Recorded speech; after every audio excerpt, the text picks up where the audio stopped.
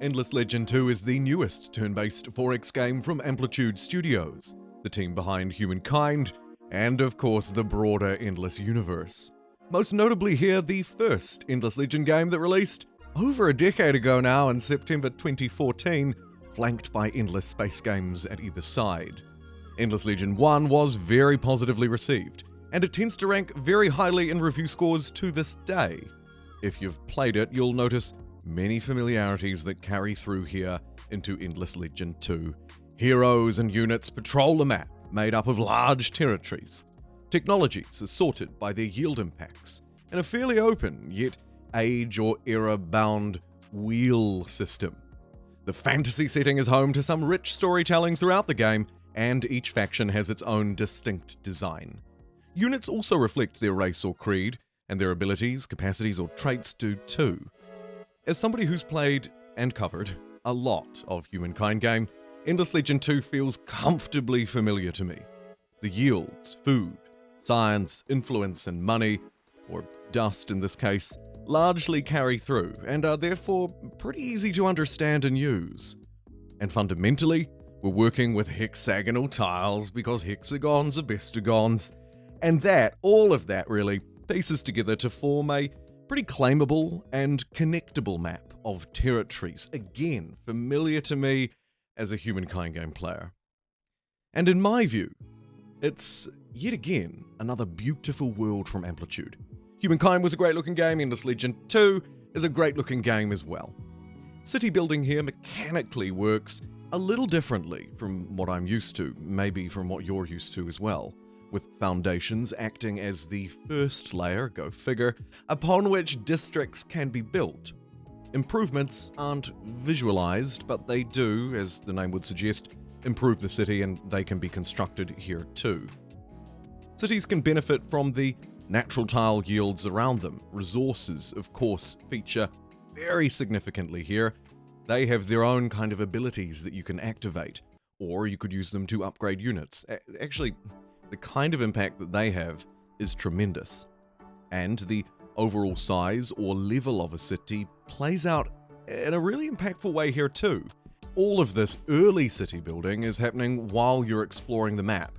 A map that is dynamic, and as we'll discuss as we move through the video, grows in a way that I think is actually quite palatable and quite achievable, at least in the early ages. I bring this up, of course, because ages have routinely been, shall we say, one of the more controversial additions to many 4X strategy games over the last, shall we say, 5 years or so. Back to the city building here in Endless Legend 2, to me it's a fairly straightforward system to use, but perfecting it I think will be quite challenging, particularly as we move through a game. The current UI in and around it certainly needs a little bit of work, though generally speaking I find it's fairly crisp and clean and workable. It should probably display the districts that can be built on a foundation before the player selects a specific one, and some build recommendations across the board would actually generally be pretty useful for new players and experienced ones alike, I think. There are more issues or areas for improvement in Endless 2, and that probably goes without saying, but I'll point it out here anyways. For the people in the back, Endless Legend 2 is not a complete game. It is a true early access title, and this particular version is just a preview of that. In some recent comms, the dev made this very clear. In fact, the director of the game said something along the lines of, Endless Legend 2 is a game currently in active development. It needs feedback and iteration. If you want the best possible version, wait for the full release. Really not mincing their words there. Should you choose to take the early access risk, one of the big, unique gameplay systems that drives the game of Endless Legend 2 are the shifting tides. While seasonality is not new to even the Endless Legend franchise, this time around the game is comprised of weather events, monsoon seasons, and then tidefall events. The glorious looking world darkens during a monsoon, aesthetically shifting the tone of the map and having gameplay impacts on elements like war spoils or or movement, or yields. The wild waters of a monsoon season last for a variable number of turns, fixed within a certain band, and generally, in fact almost always, this is represented down by the turn timer, so you can always get a rough feel for how long a season will last, but you never quite know if it's going to happen within, say, 1 turn or 10. The Tidefall events see a total shift in the map as it opens up, feeling larger and revealing new tiles, and you can generally find some pretty high yield tiles here too. Wonders housing unique benefits or gear and other map-based anomalies are also revealed as the game literally opens up with each of the many Tidefall events that you might encounter in a full game of Endless Legend 2. These events also play a big role in shaping the lore, the story building, all of the actual in-game events with real outcomes that take place. And this brings me to my second comparison. Alongside Humankind, game I've played loads of, Age of Wonders 4 is another game that I've spent, it would be fair to say, quite a bit of time playing and covering here on the channel, particularly in its first season or two. It's a great 4X fantasy game that also features a lot of the lore, the story building, and RPG-like elements. Endless Legend 2 will likely be a direct competitor for me with Age of Wonders 4, and I'm actually quietly stoked that there's a new 4X fantasy game on the way. Because on the one hand it's a competitor, but on the one hand it's almost a cooperator. They can kind of work off one another's lessons if they're willing to listen. The comparison becomes maybe a little bit tricky, though, because Age of Wonders 4 is a few years old now, and it's chock full of DLC, of paid extras, and plenty of great free updates since it launched back in 2023.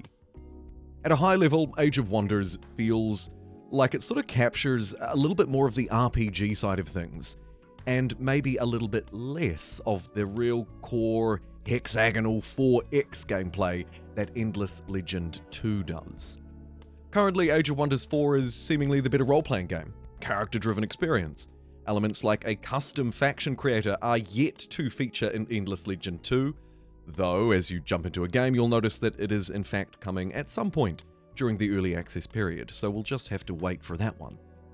Age of Wonders 4 has a huge roster of races, from rat people to giant dragons, and a wealth of magical spells and abilities to go with them. The full extent of Endless Legend 2 obviously remains to be seen. But man alive, it certainly has some familiar and appreciated features here, particularly when it comes to the heroes. These brilliant units, often tied to narrative events, and frankly, more than capable of leading any old army, right? They have relationships you can add, from enemies to friends, companions. They can build a little base on the map, which can be upgraded. They're obviously capable of fighting with their active and passive skills that you can add to them as they gain experience. These additional hero traits can simply be slotted in and can lean into the specific skills of a hero. Are they dexterous? Are they intelligent? These things matter to the overall impact of their traits. The traits can be hero or faction specific, and furthermore, heroes also have gear, right? From their armored chestplates through to weapons, potions, and apparel. Gear is often earned by raiding wonders on the map that may appear as those Tidefall events take place, or maybe just with your early exploration. Raiding wonders, defeating enemies, or simply wandering around the map for treasure is one of the glorious parts, and of course, one of the crucial X's in any good 4X game, exploration. The number of playable factions during the early access is, I believe, slated to be just 5. A relatively low starting point that mightn't be ideal for larger games with many players. The eventual ability to create custom factions will certainly help to alleviate that pressure, and so too could, say, community-added features, mods, or even eventual paid DLC. The factions that I have played with are very flavoursome and super unique. Race-specific units can also be trained once you've pacified, vassalized, once you've made one of those independent dudes near you your vassal, your protectorate. there are many independent peoples, independent factions, by the way, horses, demons, unicorns with 8 heads. You kind of get the idea here. Each playable faction has its own units, technologies, and unlocks, bonuses, and abilities. Speaking of unique stuff, like units, Amplitude's 4X round-based combat system returns here in Endless Legend 2, and it feels very familiar to me, coming fresh from a game of Humankind, though much more magical this time around. Much appreciated quality of life features like instant resolve, and toggles to switch between manual and auto battle on the fly, or to speed up the unit animations feature here as well right from the get-go. That's a big win. They've got some work to do in ensuring that combat zones are reasonably sized, perhaps issues around cities getting in the way and other things. And there's obviously plenty of room to add more units, unit upgrades, and hopefully a whole load more hero equipment, maybe even a way to craft it, enhance it, lean into it a little bit more as Endless Legend 2 develops. Speaking of that development, I would guess that game balance will also very likely be something where we'll see quite a lot of change over time. That's partly just going to be a function of being a 4X game in early access.